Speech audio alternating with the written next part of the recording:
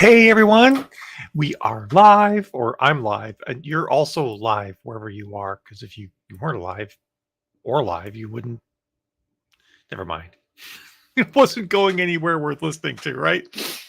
All right, just getting my windows organized here, and I'm going to make a little post on Facebook that things are happening. Um, I'm happy to be back doing this after our vacation, although I quite enjoyed the vacation. Now the screenshot for me is like really kind of cute. Actually, I like that. Add everyone. There we go. Add everyone. Here. Back to basics with Facebook ads. Right. Yeah. So I figured what better thing to talk about than to really sort of circle back around to one of the main things that I've done to build my business, and so many other people have done to build their business, and that is Facebook ads. Um, and sort of like the basics of Facebook ads and why I do things certain ways, and why I think you should probably do certain things certain ways too. I think one thing that I hate saying it like this because I'm not like a generally like too much of a horn tooting sort of person, but between myself and my team, which is now there's three of us who do Facebook ads for clients, we work with more customers than I believe anybody else does in the author space. Every week, we're working with like 15 to 30 authors, different authors across the three people on my team. I personally work with usually 10 different authors every single week, at least, working on their Facebook ads, working on helping them market and build their brand and whatnot. And so I see a lot of trends and similarities, and I also get the opportunity to debunk certain things as well, because a lot of people will come to me, having taken other classes and work with other people, and they do things a certain way, and I say, why are we doing things like this? And they'll say, well, someone told me to do it that way. I'm like, yes, and in certain cases that makes sense, but it doesn't make sense in all cases, and the reason why is this. um, One of the ones that's cropped up lately is the only targeting the Facebook feed. So when you're building an ad, on the ad set tab at the very bottom is your placements. And the placements are things like Facebook feed, Reels, Marketplace, desktop, audience network, all sorts of different locations. And for some time now, a lot of people have always said, and I think it started with Mark Dawson um, back in 2016, when it was actually good advice, um, and made sense, was to only ever target the Facebook feed. And and sort of the interesting thing that I came to, because I like to challenge assumptions, right? Because I had that assumption for quite a while too. I always ran my ads just targeting the Facebook feed. In fact, early copies of my book, I think, actually say, don't run automatic placements, go in and change this. And I said, like, why do we do this? I sat down thinking about it, thinking about like who, looking at the different experiences on different parts of Facebook, saying like, who's here, why are they here, what are they doing, what's their experience like? And and the interesting thing I sort of also realized is like, well, it's the same humans, just different places on Facebook, right? So if I can get a given human to click in one place, why would I not get a given human to click in another place, right? So because we're targeting my interests. If you target an ad that catches me by my interests, and I see that ad in a reel, in a story, on the right side on the desktop, or in my main feed, and it catches my attention and gets me to click, how is that better or worse, right? Why is one locate why would I never want to put my ads in these other locations? So um I started experimenting with putting my ads everywhere, and I found that lots of other placements convert. The ones, and periodically some of them don't work. Like right now, putting your ads, showing still image ads on Reels doesn't really work that well, because people click them thinking they need to click them to get them to start playing, or tap them or whatever, and it then goes to the ad destination. They're like, well, I didn't want that. I just wanted to play this video, which turned out to be a still image and not a video. So that's the one that's currently not really working that well. Ads on Facebook Reels, like there's two options. There's like show your ad as a Facebook reel, and show ads on Facebook Reels. Those ones actually just sort of have some text at the bottom of the reels, and those actually kind of can work. So it's all a matter of experimenting and looking at results, and that's one of the things I love to do. But there's a few people here. Why don't you folks say hi? It's always nice to know who's around. Um, And if you have any thoughts or questions on Facebook ads, we can chat about those too.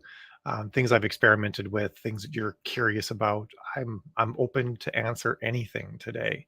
Um, but but recently, even recently, there have been some people that they come to me and they say, like, author XYZ, and some of them are like fairly big name authors who are well respected, say like not to only do the Facebook feed. And so I was working with this one client, and we're having some troubles with his ads. We're not getting as good a conversion and read through with his books as we'd like. We're working on that. But he said, like, big name author XYZ just said, like, and don't forget, always just limit yourself to the Facebook feed. So we took his ads. They were kind of like, they were performing not as well as we'd like, but they were working. Changed them to just the Facebook feed, and not only did the cost per click go up, which it always does if you go just the Facebook feed, but the conversions dropped as well. And part of the reason why is that if Facebook can't find, it's just showing it will always show your ads primarily on the Facebook feed. But if it can't find enough people to show to, it will sort of bleed over to other places. Be like, oh, well, person XYZ who matches lots of these interests is currently on stories. So we'll show those to add to them on stories. But if it can't do that, then it'll be like, when it runs out of people that really match a lot of your interests and match them strongly, it'll start moving out toward the fringes of people who only tangentially have interest in those things on the Facebook feed, and you'll actually drop your conversions and you'll increase your price. So, hey, Todd and Julia and Jody and Jill. Hey, honey. I'll be talking with you in like an hour, I think, Todd. No, not an hour, less than an hour now, 45 minutes, which I'm looking forward to. That's good. I'm glad, Jody, that you're letting things get a little more loose. You do have to keep a bit of an eye on it, and you can, on the Facebook interface on the upper right, there's a button that says breakdown, and you can click breakdown and then choose by placement, and it will show you each of the different places your ad's showing and how they're all working. So then I always recommend starting on automatic, or it's called advantage placements now. And then about 5 days in, you look at your placements, and you do have to review your placements periodically and just like pull out the ones that have low result rates, or pull out the ones that have really high cost per clicks. Low result rates are okay though if the CPM is low. CPM stands for cost per thousand. And so what you'll find, you have to enable the CPM column, but you'll find that something like the Facebook feed maybe has a CPM of $10, which means you pay $10 for 1,000 impressions. But maybe the desktop right column has a CPM of $2.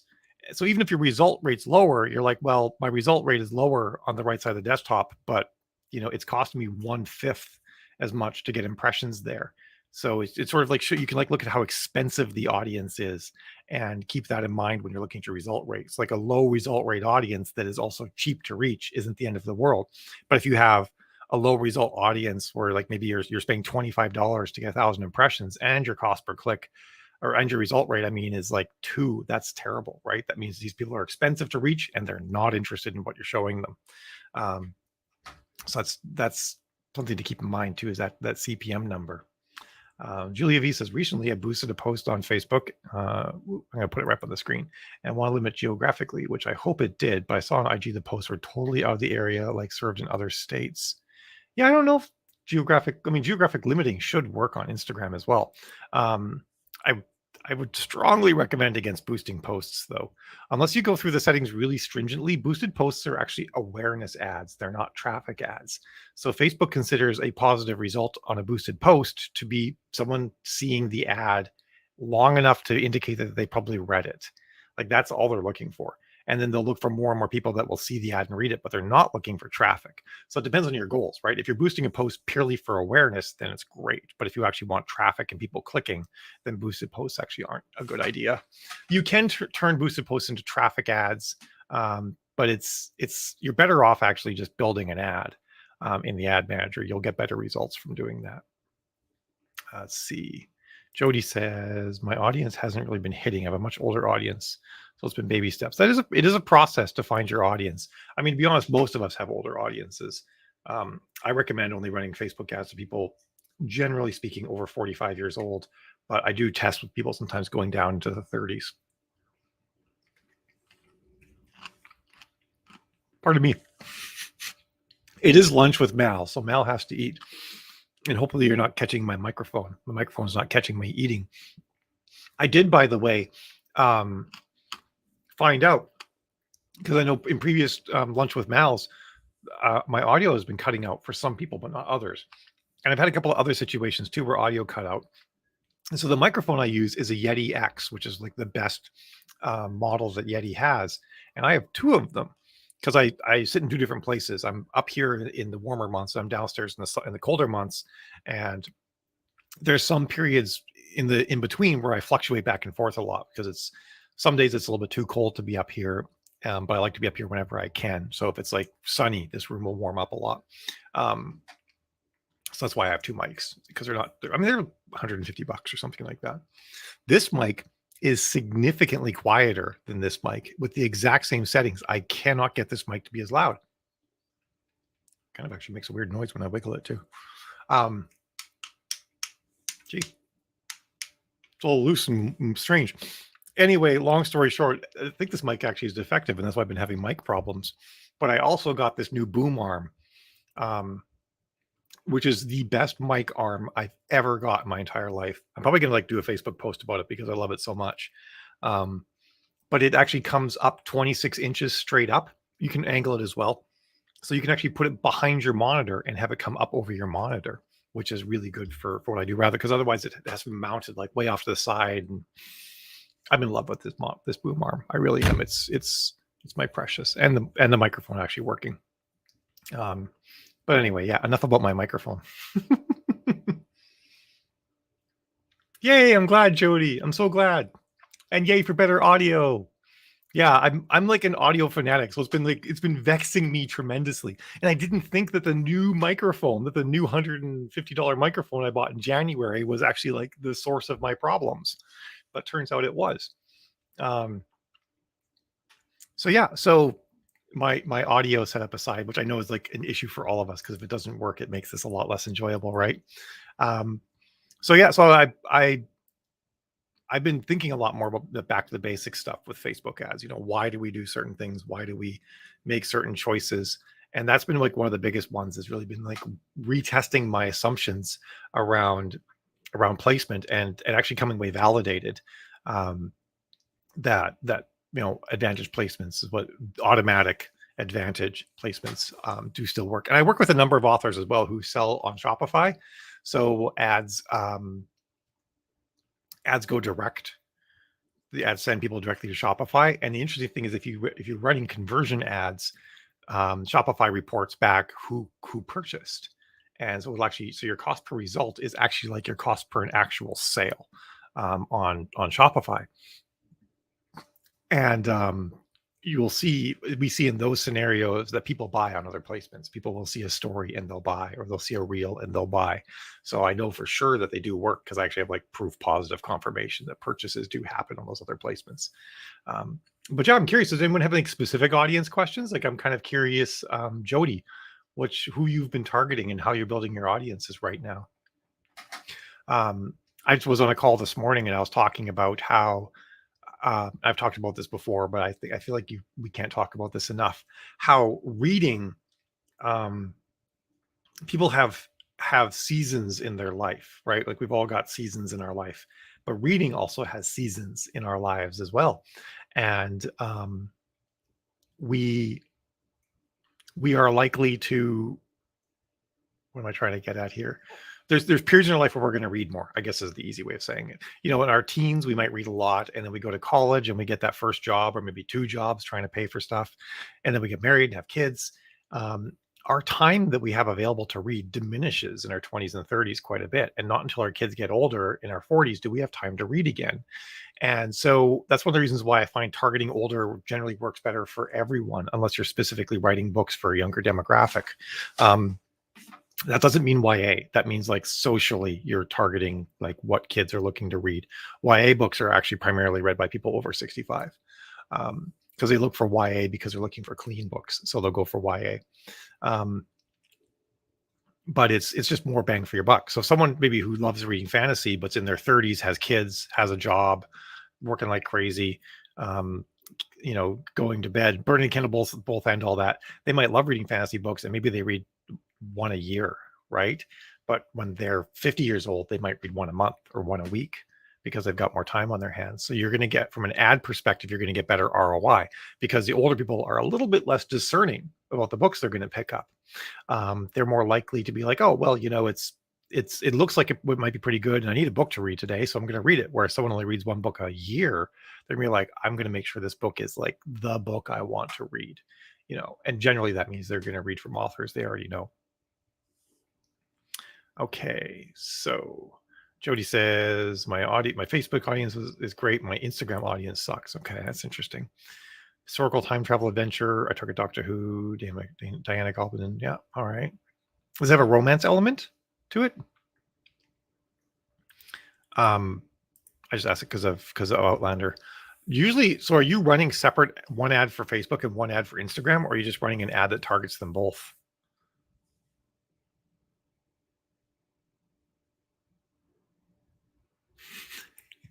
It's so true, isn't it, Marisha?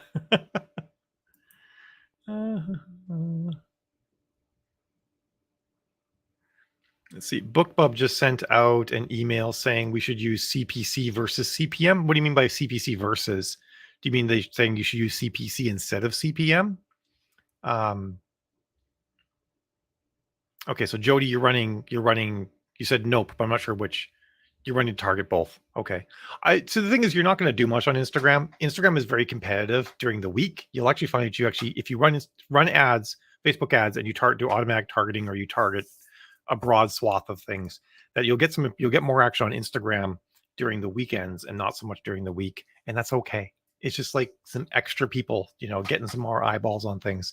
Instagram ads do tend to work better if you make them natively.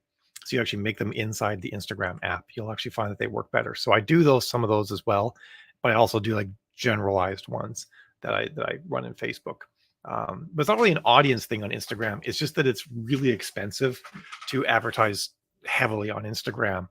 So what Facebook will do is it'll show some of our ads on Instagram if it can get a good price for them, but usually it can't, because really what comes down to, we can't afford a high CPC. Someone selling a $200 product, they're okay with a $2 CPC. Maybe not a $200 product. Probably have to be like a $2,000 product to be okay with a $2 CPC. But they're out there, and Facebook knows it. And people that run certain ad campaigns aren't looking for like sub 20-cent CPCs. They're looking for like sub dollar CPCs and stuff like that. So keep that in mind. Okay, that's interesting, Caro. Or Caro, probably Caro, right? When BookBub first came out, they only had CPM as an option, and you have to sort of calculate your own CPC. You have to like calculate how many clicks you got and how much the impressions cost, and then divide them and get your cost per click. And then they added in CPC. CPC is still my primary measure that I use, but I'll use CPM to help me determine if I've targeted well. Because my CPM is really high, that means I might be targeting a really expensive audience, and I might not be able to get as if my CPM is high, but my other numbers look good, then I'm okay. But if my result rate's terrible and my CPM's low, then I'm like, okay, this is an easy audience to reach, and even they don't care about what I'm selling. So I kind of work them together. Okay, this is a big one. Snips and Snails says, one of the biggest things I've seen lately is the idea behind FB ads of only targeting for location, age, gender, and leaving the detailed targeting alone. I've been playing with that one, and it hasn't gotten any worse. I'm testing the ad right now. It's picked up 136 clicks.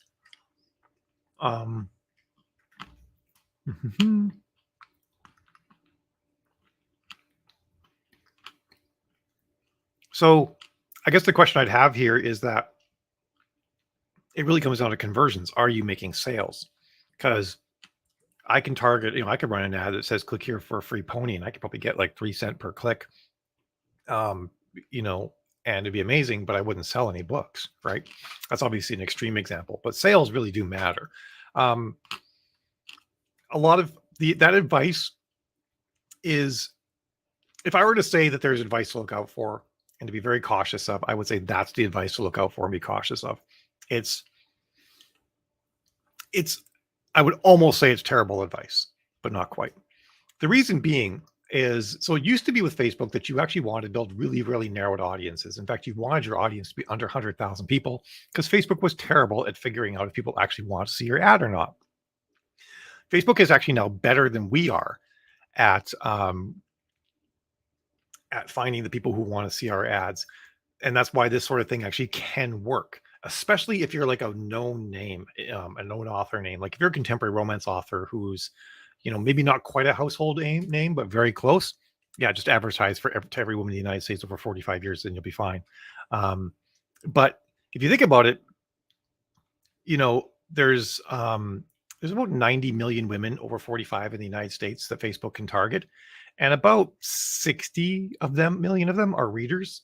Why not at least narrow down by people who read fiction books and novels, right? Because Facebook is going to spend a bunch of your money figuring out, oh, this ad is for readers, and then narrowing its targeting down to readers. And it doesn't always do it right. Sometimes a lot of non-readers might click on your ad, and Facebook might not focus on people who read and people versus people who don't. Maybe they figure out some other common attribute between the people that are clicking, and they start targeting everybody who shares that common attribute, not reading. And now you're just spending a bunch of money. So even if you want to try like a big, massive, broad audience, you could just at least go age, gender, and do they read books? Because then you're not going to spend a bunch of money for Facebook to figure that out for you. Like, why would you have Facebook spend like $20 figuring out that, oh, this ad works better when it's showing to readers when you can just target readers, right? That's kind of my thought on that. And I've worked, unfortunately, with a number of authors now who've wasted a lot of money because of that advice. I would say that particular piece of advice is probably responsible for $60,000 to $70,000 worth of wasted money, just extrapolating from the people I've talked to. Not them specifically, but saying like, okay, if there's these people, then there's probably like 5 other people who did the same thing. It's pretty low ball. I would also say that of the people that I work with who follow that advice and we've really tracked their sales and conversions, maybe 10% have had it work for them. Every other person, we had other ads that were working better by doing actual targeting. So that's something to keep in mind. Yeah, you could do your stupid IG posts and then just boost them on IG. That's a different story. Boosted posts on IG do work. So you could totally try doing that. All right, and this is Rachel Lynn. She says, I just had my ad set coaching call and you learned so much. Yay! I'm guessing that was with Eliza or Felicia then, or my memory. Nope, it was August 1st, and I didn't do any calls on August 1st, so it wasn't me. My memory's not terrible. It was, I can find out. It was with Eliza. Cool. I'm glad you had a good call with her. Made ads, and as soon as it went live, I saw shares, comments, clicks, and click rates around 18 cents. That's great. That's awesome. Page reads are up, but you haven't seen sales yet. If you write romance, sales will be fairly few and far between from ads. You'll get mostly page reads. It's really quite genre specific about which ones are going to get sales or not. But also that was just 2 days ago. So you have to keep in mind too, like people who are in KU, they're going to grab books on a lark because it doesn't cost them anything, right? But if someone has to plunk down $5, they might not do it the first time. They might wait till they see the ad a few times before it sort of wears them down. So that could also be a factor with sales as well. Okay, Cozy Mystery. That's similar type of readership. They're very heavy. They devour books, so they tend to live in KU. So it does make sense that you wouldn't see a ton of sales on that. So yeah, this has been I've enjoyed. I love talking ads, so I'm enjoying this conversation. I did want to mention Caro. I got a little bit distracted, but I think that CPC, if you were to pick one number to measure your ads by, it would be CPC.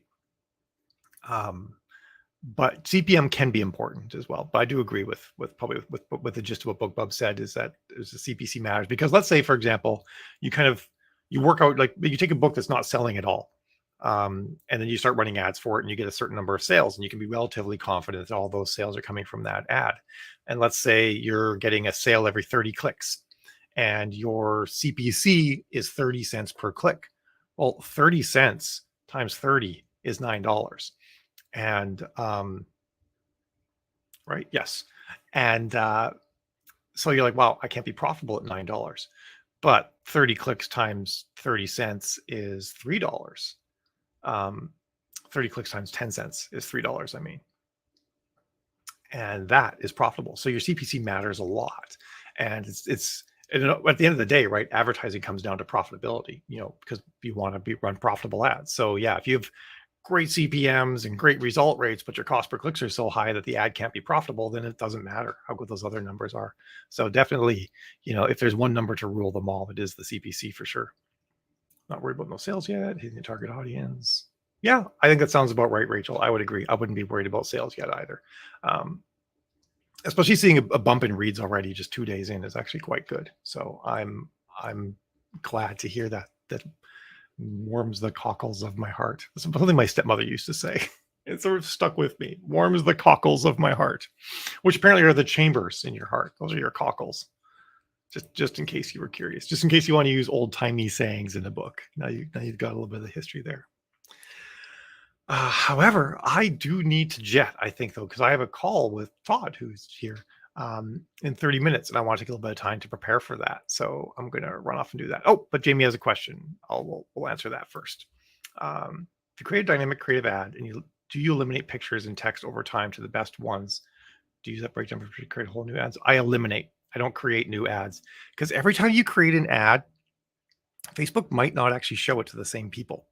Like the audience that image text combo the combos that you found with dynamic creative, that audience, if you make a whole new ad, it may not show to that audience, because when you make an audience of, like, say 5 million people, it would, at, like, say $10 a day, it would take years for your ad to show to that entire 5 million people. So what Facebook does is, when the ad runs for the first few days, it's in learning mode, and they sort of sample the audience and try and figure out who they should show it to, and then they sort of narrow down on that. And the exact same ad copy to the exact same audience selection 2 times in a row may not show to the same people, may not have the same results. So you run the risk, if you sort of take the winners and try to make the one ad to rule them all winner, it may not work as well. It may, but it also may not. And it's worse than a 50-50 split in my experience. So I just eliminate the things that aren't working and then just let it keep running. Also, because then I keep all that social proof. I don't have to start over. And social proof matters. The more social proof you have, the lower your costs will be on the ad over time. So there's no need to lose all that social proof. Just keep it going and let it roll. Cockles. It does sound kind of dirty, doesn't it? That's one of the reasons why I like saying it, I'll admit. Yeah, you're very welcome, Jody. I love doing it. And this was the last. This last week was the last lunch with Mel. I'll be missing for a while because we were away on family vacation. But I don't think we'll be gone again until October. So we're going to get a good solid 2 months of lunch with Mel's going here. I am supposed to talk about our classes and stuff too, because we're doing this one that I'm actually really excited about. It's and hopefully Jill's on to say when it is. Although I guess I can find it in my calendar. It's a group class, and it's going to take place on, maybe I'll just search for advanced.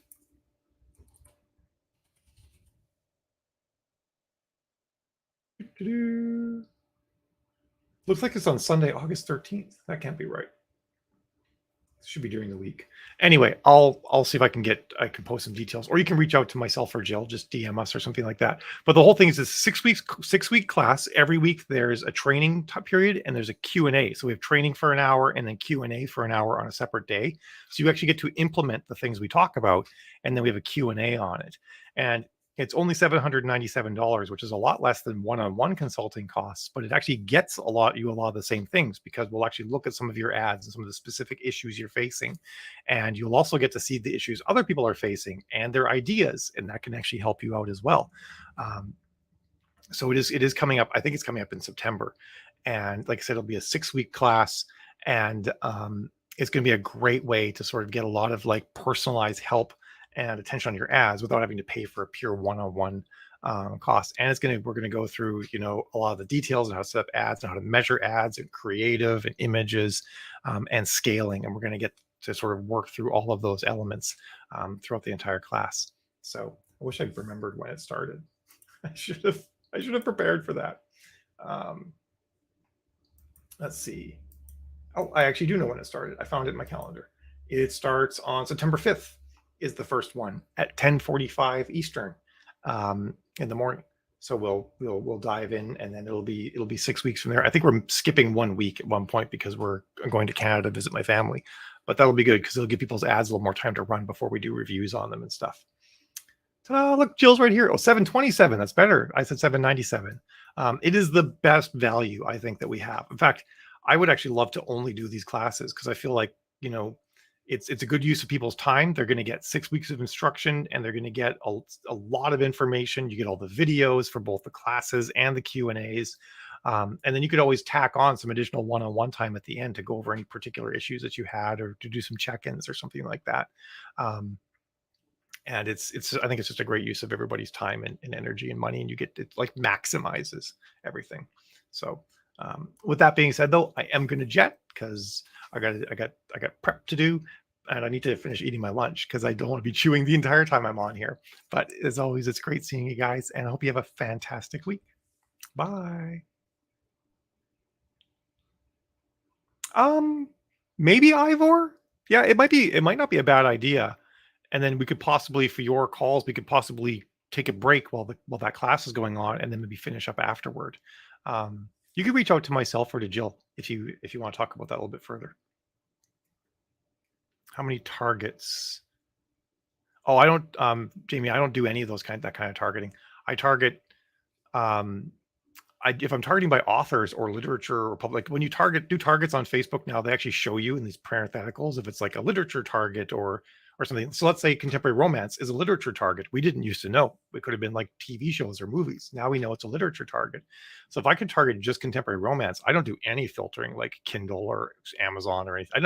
I almost never do retailer-based filtering anymore. So I'll just target contemporary romance and call it a day. Maybe if I'm targeting a bunch of TV shows, then I might narrow down by people who read fiction books and novels. Or maybe I'm targeting a bunch of TV shows.